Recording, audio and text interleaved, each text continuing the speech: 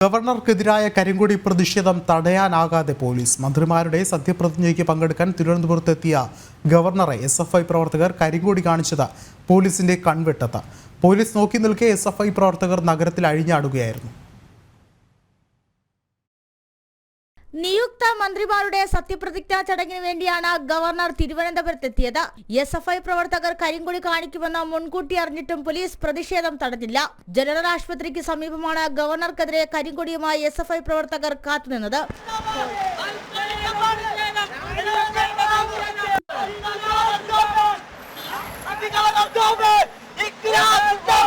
തനിക്കെതിരെയുള്ള SFI പ്രവർത്തകരുടെ പ്രകടനങ്ങൾ പലതവണ ഗവർണർ തന്നെ ചൂണ്ടിക്കാട്ടിയതാണ്. സംസ്ഥാനത്തിന്റെ പ്രഥമ പൗരന് പോലും സുരക്ഷയില്ലെന്നും SFI പ്രവർത്തകർ തന്റെ വാഹനത്തിലടിച്ചതും ഗവർണർ ആവർത്തിച്ചു പറഞ്ഞു.